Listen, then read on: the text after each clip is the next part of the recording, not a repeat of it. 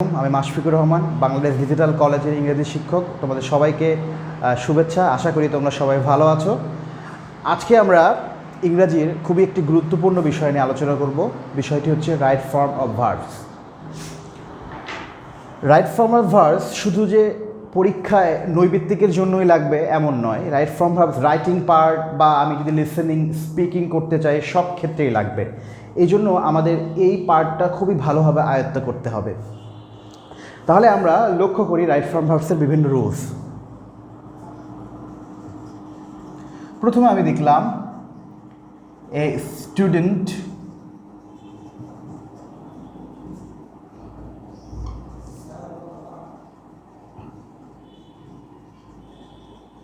prepare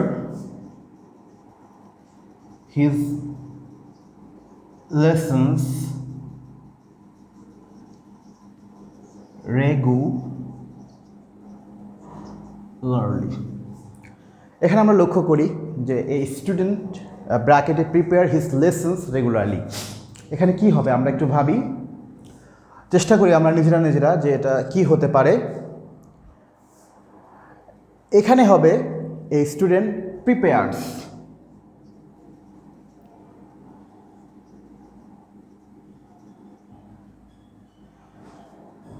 কেন হলো এটা আমরা দেখি। কারণ আমরা জানি যে প্রেজেন্ট ইনডেফিনিট টেন্সের ক্ষেত্রে থার্ড পারসন সিঙ্গুলার নাম্বারের পর ভার্বের সাথে এস বা ইএস যুক্ত হয়। যেহেতু এখানে রেগুলারলি আছে, মানে এটা প্রতিদিনের নিয়মিত অভ্যাসগত কাজ, মানে এটা প্রেজেন্ট ইনডেফিনিট টেন্স, তাই আমরা এখানে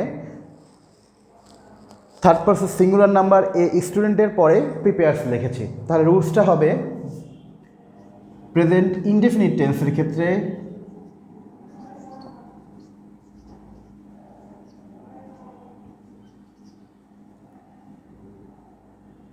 প্রেজেন্ট ইনডেফিনিট টেন্সের ক্ষেত্রে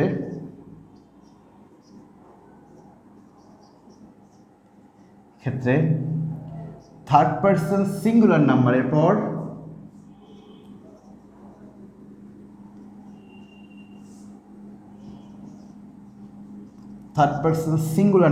পর নাম্বারের সাথে ভার্ব প্লাস এস বা ইএস যুক্ত হবে। থার্ড পারসন সিঙ্গুলার নাম্বারে কিছু উদাহরণ আমরা লিখে রাখি। হি, she, it, Rahim, a student, এরকম আমরা দিয়ে রেখেছি যে থার্ড পারসন সিঙ্গুলার নাম্বারের ক্ষেত্রে তাহলে ভার্বের সাথে এস বা ইএস যুক্ত করব আমরা। তাহলে এখানে আমরা কি দেখলাম, a student prepares his lessons regularly. এখানে প্রিপেয়ার্স বসেছে কারণ থার্ড পারসন সিঙ্গুলার নাম্বারের সাথে এস বা ইএস যুক্ত হয় ভার্বের সাথে। ওকে, এখন আমরা আরেকটা রুলস দেখি।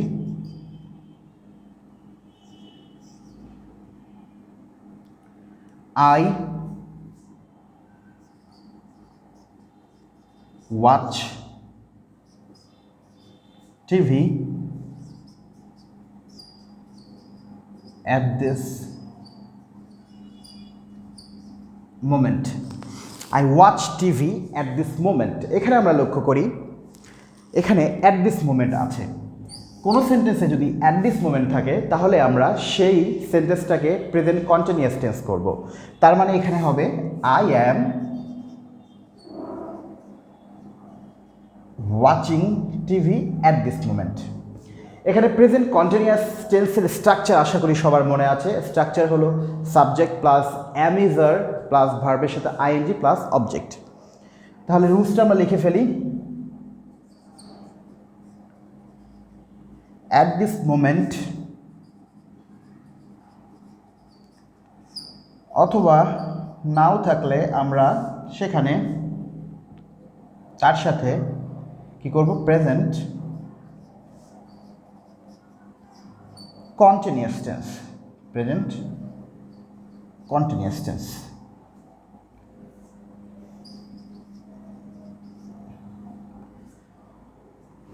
আশা করি তোমরা সবাই বুঝতে পেরেছো এটা। আমরা এই রুলসগুলো পড়ার সাথে সাথে ভিডিওটি দেখার সাথে সাথে লিখে রাখি আমরা যত লিখব তত বেশি আমাদের এগুলো মনে থাকবে। এরপরে আমরা আরেকটা রুলস দেখি।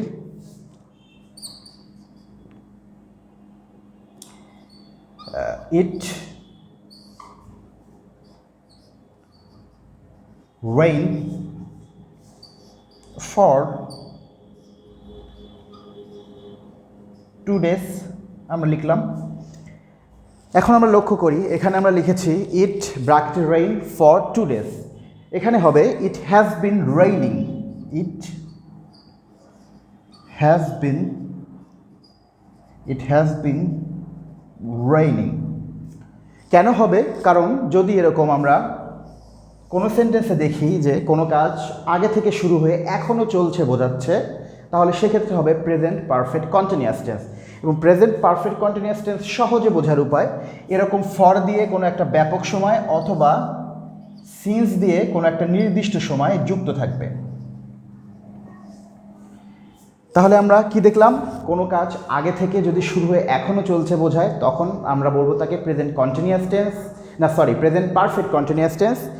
আর সংক্ষেপে বোঝার জন্য আমরা লক্ষ্য করব কোনো সেন্টেন্সে যদি এরকম ফর দ্বারা ব্যাপক সময় এবং সিন্স দ্বারা নির্দিষ্ট কোনো সময় যুক্ত করা হয়, তখন তাহলে সেই সেন্টেন্সটাকে আমরা বলবো প্রেজেন্ট পারফেক্ট কন্টিনিউয়াস টেন্স। তাহলে আমরা দেখি বিষয়গুলো। ফর যুক্ত হবে হচ্ছে ব্যাপক সময়ের ক্ষেত্রে, ব্যাপক সময় একটা, আর সিন্স যুক্ত হবে নির্দিষ্ট সময়ের ক্ষেত্রে।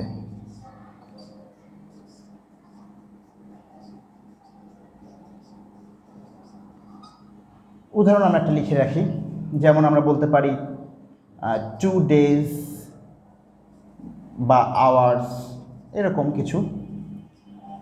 আবার আমরা লিখতে পারি সিন্স মর্নিং, অথবা আমরা লিখতে পারি সিন্স সানডে। এরকম যখন সিন্স আমরা আগেই লিখেছি, তো এখানে লেখার দরকার নেই, যখন মর্নিং বা সানডে আমরা লিখলাম, এরকম যখন যুক্ত থাকবে কোনো সেন্টেন্সে, তখন আমরা বুঝবো সেটা হবে প্রেজেন্ট পারফেক্ট কন্টিনিউয়াস টেন্স।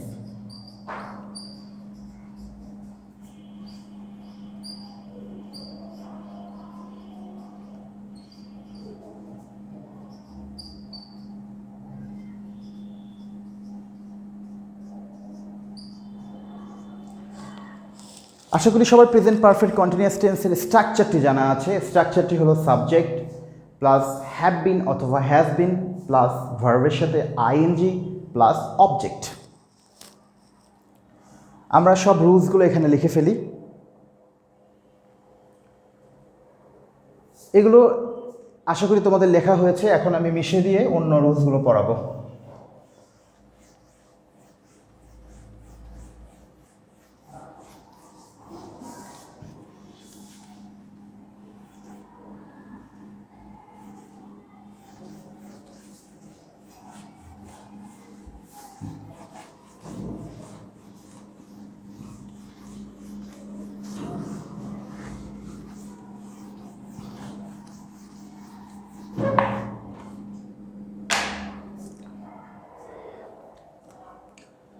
কয়েকটা আমি এখন আগে রুলস বলছি, তারপরে আমি উদাহরণ লিখব। কোনো সেন্টেন্সে যদি আমরা দেখি যে এরকম জাস্ট অথবা জাস্ট নাও অথবা already, recently,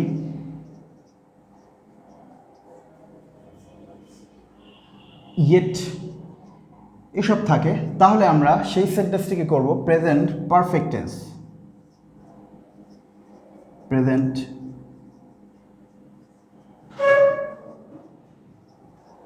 perfect tense. Present perfect টেন্সের স্ট্রাকচারটি হলো subject plus have has plus V3 মানে ভার্বের past participle form plus object. একটা উদাহরণ লিখি, I have gone to his house recently. তাহলে উদাহরণটি আমরা লক্ষ্য করি, আই হ্যাভ গান টু হিজ হাউস রিসেন্টলি। যেহেতু এখানে আমরা রিসেন্টলি লিখেছি তাই আমরা সেন্টেন্সটি করেছি প্রেজেন্ট পারফেক্ট টেন্স। তাহলে আমরা দেখলাম যে কোনো সেন্টেন্সে just, just now, already, recently, yet থাকলে হবে প্রেজেন্ট পারফেক্ট টেন্স। উদাহরণ, আই হ্যাভ গান টু হিজ হাউস রিসেন্টলি। এরপরে আমরা আরও কিছু রুলস লিখি। যেমন আমরা লিখি যে it is high time, it is high time, তারপরে অথবা it is time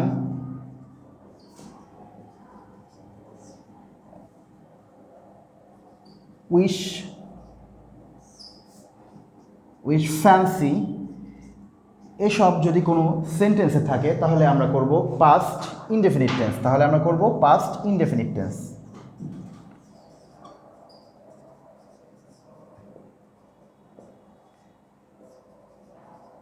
past indefinite tense. Past indefinite টেন্সের স্ট্রাকচার আশা করি সবারই জানা আছে, সাবজেক্ট প্লাস ভার্বের পাস্ট ফর্ম প্লাস অবজেক্ট। এখন আমরা একটা উদাহরণ দিই।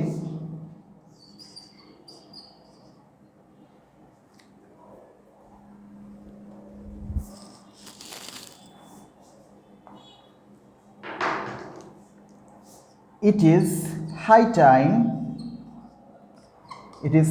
time we changed our bad habit. তাহলে আমরা কি বলছি? It is high time we changed our bad habit. এখানে কেন আমরা পাস্ট করেছি? কারণ এখানে ইট ইজ হাই টাইম লেখা আছে। এর অর্থ এখনই উপযুক্ত সময় আমাদের খারাপ অভ্যাসগুলো বাদ দেওয়ার। তাহলে এখানে আমরা কি লিখলাম যে it is high time, it is time, wish, fancy, এগুলো থাকলে আমরা করব পাস্ট ইনডেফিনিট টেন্স। উদাহরণ, it is high time we changed our bad habit. তোমরা সবাই লিখে ফেলো।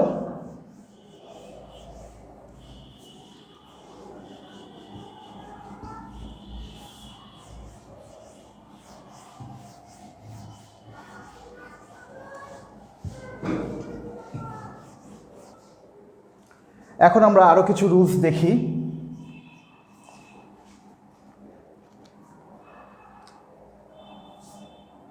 সকল প্রিপোজিশনের পর, সকল প্রিপোজিশন এরপরে হয় ভার্বের সাথে আইএনজি। প্রিপোজিশনগুলো কি কি এগুলো আমরা অবশ্যই জানি, তারপর আমি লিখে দিচ্ছি কিছু। যেমন for, by, with, at, in, on, at, in, on, তারপর ওভার, এরকম আরও আছে কিছু। এগুলো যদি কোনো সেন্টেন্সে থাকে সেই সেন্টেন্সের এই প্রিপোজিশনগুলোর পরে আমরা ভার্বের সাথে আইএনজি যোগ করব। তবে ব্যতিক্রম আছে একটা, সেটা হলো টু। টু এর সাথে আমরা শুধু ভার্বের প্রেজেন্ট ফর্ম করব, আইএনজি যুক্ত করব না।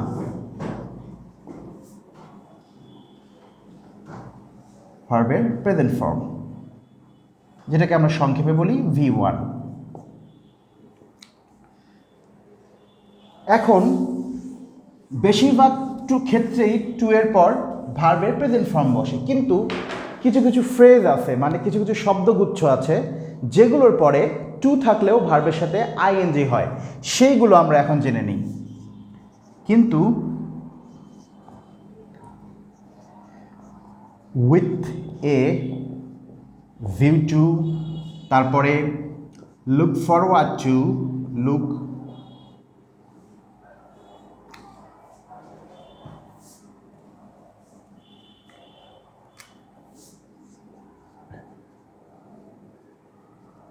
ফরওয়ার্ড টু, তারপরে get use two,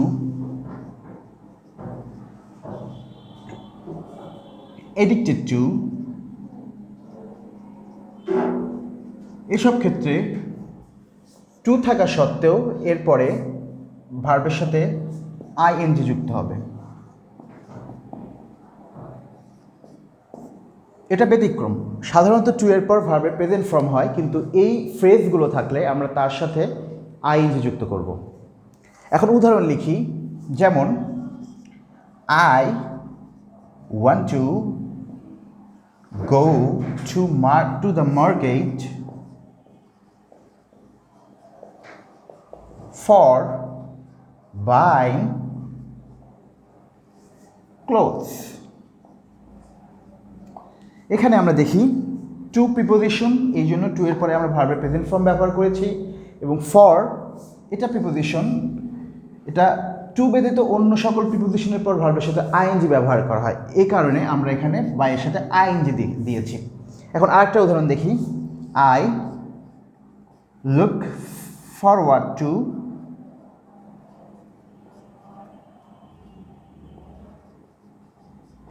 meeting you.